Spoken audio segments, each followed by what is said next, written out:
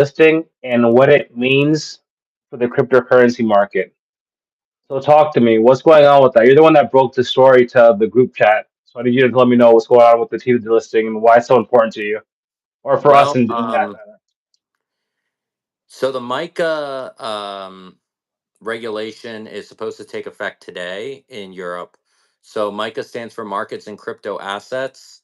It's a I know that. EU regulation, basically about how uh, are these cryptos um, are they in compliance with EU rules, and are they like with certain amounts of liquidity and stuff, right? And as you know, Tether has supposed issues with liquidity.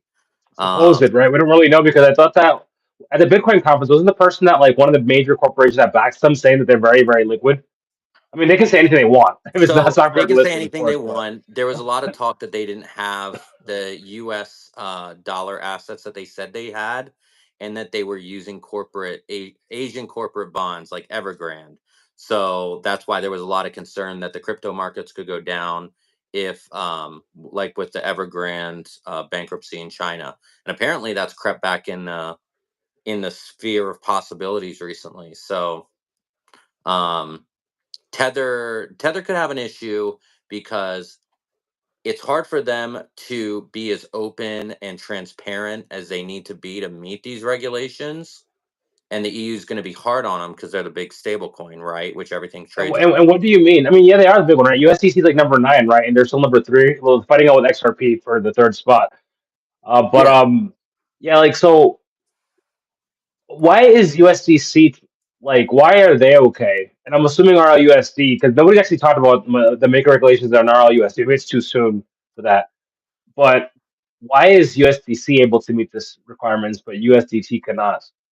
USDT has been audited in the past, or I'm sorry, refused to be audited in the past, while other stablecoins have been open to it. They have not been as forthcoming with where their reserves are. They claim it's in US dollars, that they have a certain amount on hand, but it is hard to see because they constantly are minting more Tether, and the more Tether they mint, the more Bitcoin they buy with it. And they kind of wash it around like that. And they back it up with the corporate bonds. But if something goes south on those bonds, then that money that they thought they had, let's say they have $1 billion in Evergrande bonds, right?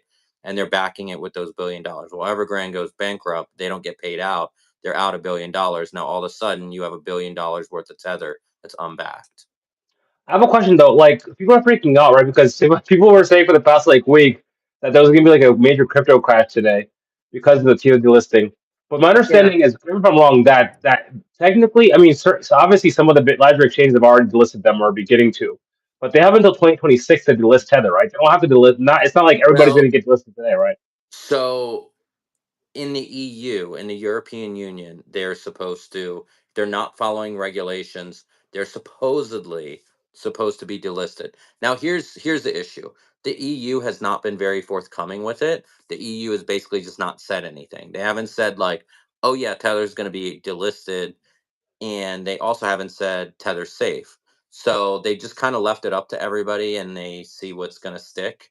So I believe Coinbase in the EU's already delisted them, but Of other course they major have. exchanges haven't. What's that? Of course they have. Coinbase is trying to stay compliant. I mean, they're the most compliant one in the U.S. and they have, and anything Europe told them to do, that's a big market. They got to stay there. Yeah, Binance and Crypto.com continue to list for EU clients. So they're waiting for explicit directives from regulators, before delisting. So I think So Binance and Crypto.com are not delisting it in not Europe right yet, now. no. So, and I think that's what's interesting. If we would have seen regulations or seen specific news come down from the EU today, that could have caused a panic. Think about it. Those two would be delisting like that. People would be freaking out, taking money out and moving money around. How do you trade pairs and stuff? So, uh, yeah, I mean, it could have been a big run today for sure. It could have been an issue, but obviously the crypto market is down a little bit, but it's not the end of the world. I mean, the US market was down earlier last time I checked. So Well, I Um, mean, like the whole market's down, but like I was listening to the investing bros, and they're saying that this is a healthy correction, right? Because we really did. I mean, yeah, the show there was like a couple of days that were a little bit off, but generally speaking, we've been up and up and up since election night. And I think that yeah, it's been a little, everything's been a little early. you're going to run into some corrections for sure. I mean, it makes perfect sense. It's logical. I agree. You can't just keep going up. I mean, at some point, you're going to have to pull back a little bit. Just the nature of the beast, the buying and the selling has to kind of equalize a little bit more. You're going to run to a spot where people are a little bit more squeamish to buy at, and they're going to start selling thinking it's the top. That's going to kind of spiral a little bit until somebody sees value in it, and then they start buying more than the selling. So that's kind of the way the markets work, especially the crypto markets, right? Where you're constantly going, they're always trying to find that equilibrium, and it's very tight compared to the U.S. stock market. Whereas the stock market, news, earnings, other things will drive typical stocks. Crypto doesn't have that. I mean, XRP, right? All the XRP news that should have been $5 by now. Hey, I It mean, should at definitely, least be three. even more than, in my personal opinion, even more than that. A lot of people think that there's a lot of manipulation going on I was gonna because you know say how that. it is. Yeah, there's still Make, make, manipulation. I think. yeah, I think. because there's a lot of things like that January 1st, once you hit midnight, you can do certain things. You can sell products. It goes to the taxes next year. You can add to your bag. Maybe people are trying to hold off until January 1st or January 2nd. That's also a possibility. Well, starting on January the 1st, Trump can really affect taxes and stuff because anything he does in the year, he can retroact back to January the 1st. You can't retroact back to this year It just goes because off it's for a a different second. administration. But while you come back, actually, one thing I want to say to people is that I believe that what you're trying to say is that if he were to basically pass a law in late January, early February, saying, well, goes through Congress and everything, and he signs it, saying that cryptocurrencies made in America are tax free, whatever that means, which I'm not exactly sure what that means. Well, anything that you sell from January 1st onwards is basically tax exempt at the federal level. Is that what you're saying? Yeah, so what Trump can say, like you mentioned, pass a law even in July and say crypto, and this is something he's talking about. So you're right, Mike. Any cryptos that are based in the U.S. would have zero taxes on earnings from it, but cryptos not based in the U.S. would have a 15% gains tax or whatever he wants to put on it, right? Um, so he could retroact that back to everything to January the 1st, but he can't retroact that back to last year. So to 2024 and 2023 and 2022. Yeah, so So anything so I mean, not financial advice, and I'm not a financial it's advisor. not You are either, financial but advice, but he can only affect the however, current tax year. So however, that's why you know people that are even holding off. Part of it. and also swapping as well. If you swap out a profit, it's also taxable income. So if you just hold off until January 1st, midnight 12:01, you can do whatever you want, go wild, and hope that a law gets passed. But back I to micro mean, regulations. So micro regulations in Europe, this is what I find interesting, right? Tether, which I thought was a respected brand to a certain extent, at least. I thought so too. They, yeah. I mean, you thought FTX had everybody, Steve Curry, Tom Brady. I think that's part of the reason why so many people bought and held because you trust, right? But I love Tom Brady. that is actually a great point for the world and Oh, go ahead. politics and everything we do. There's an assumption that just because there's a big company or they're on TV or they have celebrities endorsing them that they are trustworthy, right? We look at Yeah, I celebrities, mean that's we why he did look it. at That's why he rich did people, it, we right? look at all that as being trustworthy. But the fact of the And Mr. matter is, Wonderful too, bro. And Mr. Wonderful as well, yeah, right? well, He was yeah, also exactly. backing FTX. He But was out all there these saying, "Hey, this is the But that's man." business. That's business. These guys are getting paid for it. So like you can't judge if something is trustworthy or not based on anything you see out there. You have to truly do your own research and figure it out on your own. Now, Tether, right? Everybody's using Tether because you have to. It's like one of the first. Was it the first stable coin? It was the first major stable coin, One but of that's those, how yeah, you. that, and the other one, the guy getting extradited right now from South Korea, Kwando, that one as well. Yeah, Look how that worked out. A there's lot of kind people of lost an a lot of money, innate. by the way. A lot of people lost their shirt because of that. I'm very upset about that because I have acquaintances that had hedge funds, crypto hedge funds, making lots of money for their investors, and they were like, "Oh, the bear market's coming." So they did the smart thing. They turned it into Terra Luna stable token. They were like, "It's a stable one for one peg, right? It's safe." And so we can run this out until the next bull market. They crashed out, man. Yeah. But I want to talk about like Europe. Okay, Micah, like regulations. So as you know, we have here in the U.S. we have exchange traded funds, right? ETFs. In Europe, they have exchange traded products. I think it's just more of a semantics thing because we also have that too. But generally speaking, we have ETFs here. Their stock markets, London, I think in Munich, right? Paris, they have exchange traded products. So we have the Bitcoin. I'm setting the stage here. We have the Bitcoin ETFs here. We have the Ethereum ETFs. Next year, first half, supposedly, according to Eric Baltunas, the expert on ETFs, first half of the year, we're going to have Litecoin and HBAR ETFs. And then riskier assets, second half, which I'm not sure why these are considered riskier assets, riskier than HBAR at least. They're going to have the approvals for Solana and XRP. So, there's actually news. You're going to laugh at this that they want to do this either, but Europe is actually thinking of launching an ETP for Floki Inu, the meme coin. I I mean, I just want to mean, get your opinion on that. Did you know about that? I don't know where that no, came out of. I didn't. It I just came didn't out of know. nowhere. I didn't know H bar was supposed to have an ETF in the first half of the year. That's kind of Yeah, crazy. because remember they applied for it like 2 days after Trump won. I think I told you about that. Canary canceled I it. don't recall. You probably said something. Maybe I missed it, but Yeah, I mean, I'm always doing um, the thing is that week when Trump won, it just news was left and right. So it's just so much news yeah. that was throwing at everybody. So I understand that you guys are gonna forget some stuff. But HBAR, they Canary Capital launched the HBAR ATM application like November 10th or something crazy like that. And Litecoin as well during that same time frame. Litecoin. Because remember Solana was the first one after Ethereum. Then it was XRP. hmm that's it's interesting. We'll see how it goes. The world changes on a dime, right? The morning of September 11th, 2001, nobody thought that would happen. 25 minutes later, right? So like here we are.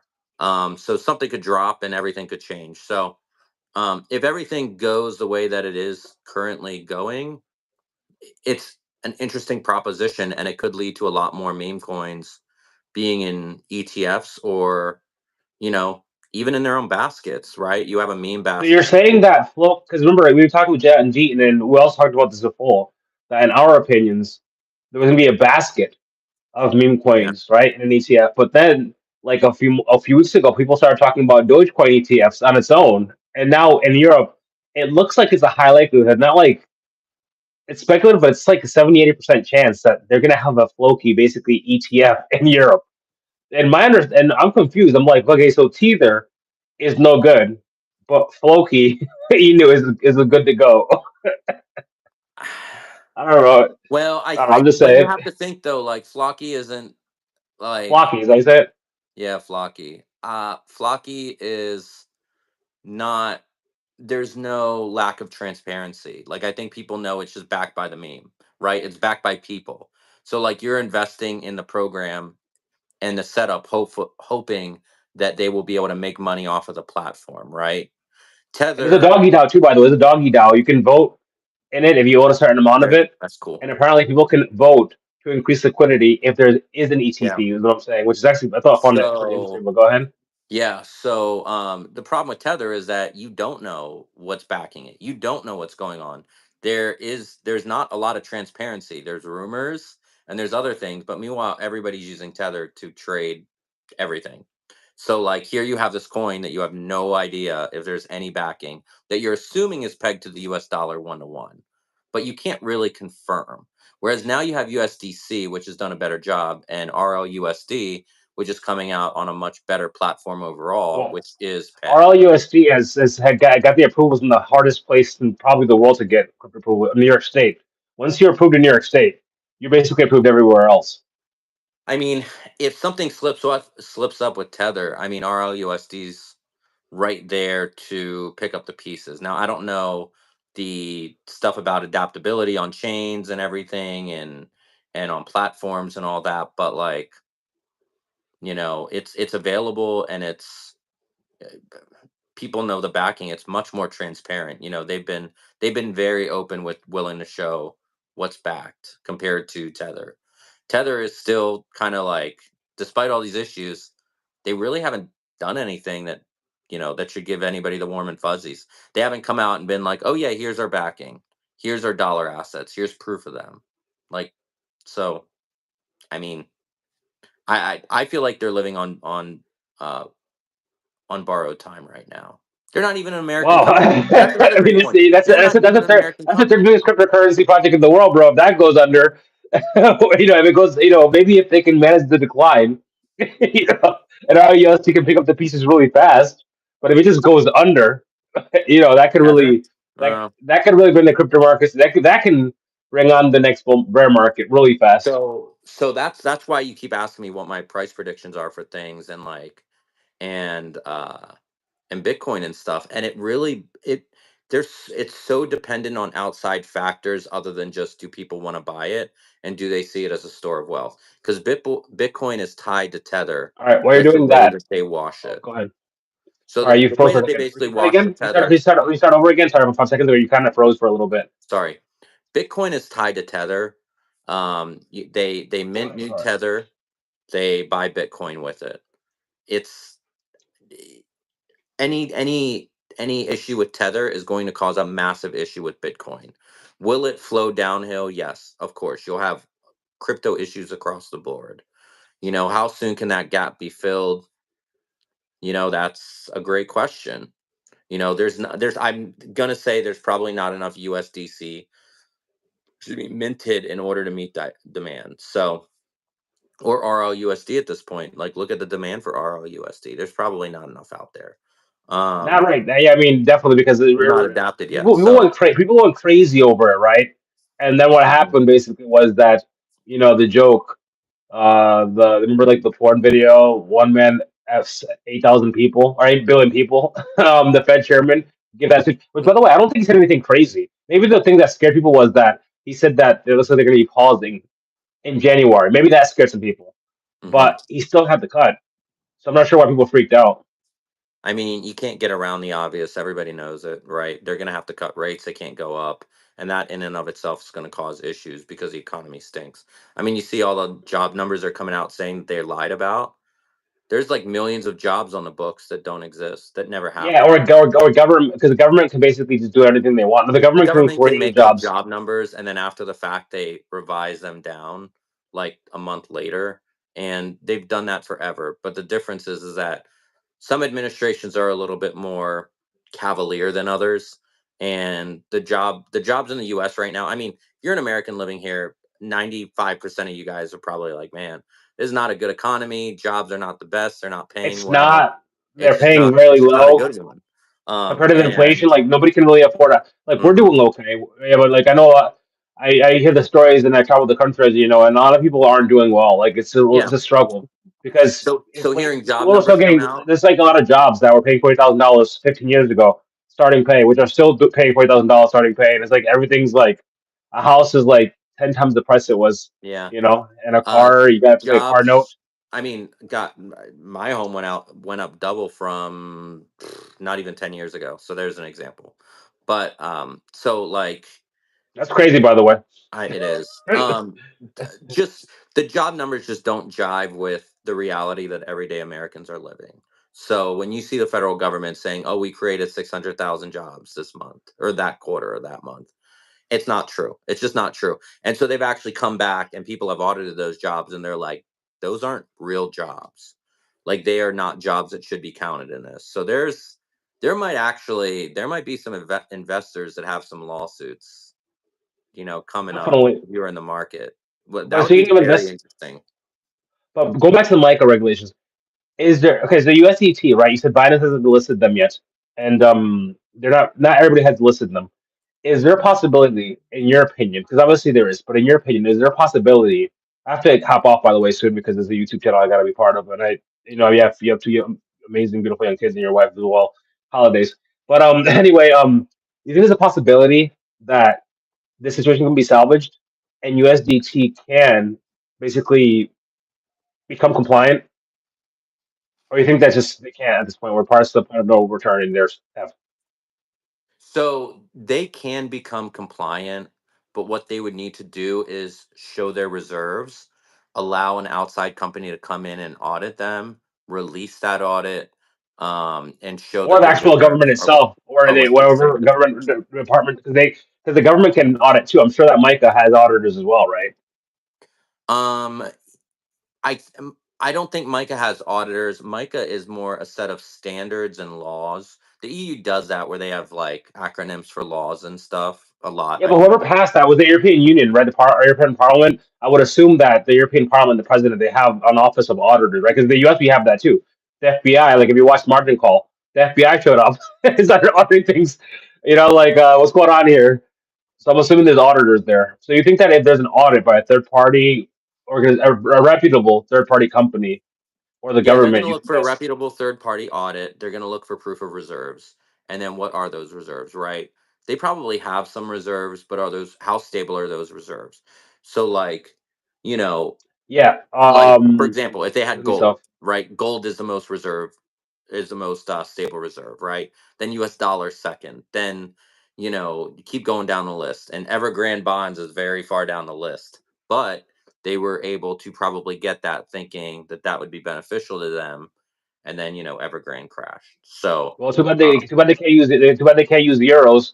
But yeah, what you said about Evergrande, because that was one of the big. the You euros aren't know, doing much better. but I believe that like the Chinese economy, it's been hanging by like a A string for thread. like a thread for like the past year and a half, and they just like shut everything down. They're like, we don't want anybody to know what's going on. They kicked out the journalists. I'm like, what is going on in that country? They're doing a really good job of not letting any information out, but man, I don't think they're doing well at all. Like it wouldn't be surprised. It wouldn't surprise me if they're like in an internal like 1929 style depression at this moment because there's videos of Well, people complaining that they can't take money out of banks. yeah. I mean, China's got a lot of issues. They have demographic issues, right? The one child policy is starting to rear its ugly Well, head. they have because they have the Um, two-child policy now, but yeah, people are used to one child, and they're yeah, also having a lot of feminism issues like we're having. So they they're are. even like it's exaggerated by It, modern it's modern it's situation where everything. women don't want to have kids. Yeah, it's everything kind of becoming a middle class country and rising up from just the, cheap manufacturer to more of more of Less kids anyway, yeah, more kids because they help with retirement. lower class, well, lower economic Sorry, status you approach to the keep cutting in market. and out. That's why I'm interrupting. It seems like I'm interrupting you. I just keep cutting in and out. So I just wanted to say that it seems like third world countries people tend to have more kids. Where China was kind of a third world country, not just 20 years ago, 30 years ago. So they needed to have more kids. That was their retirement plan to have 10, 11, 12 kids to help with the farmland.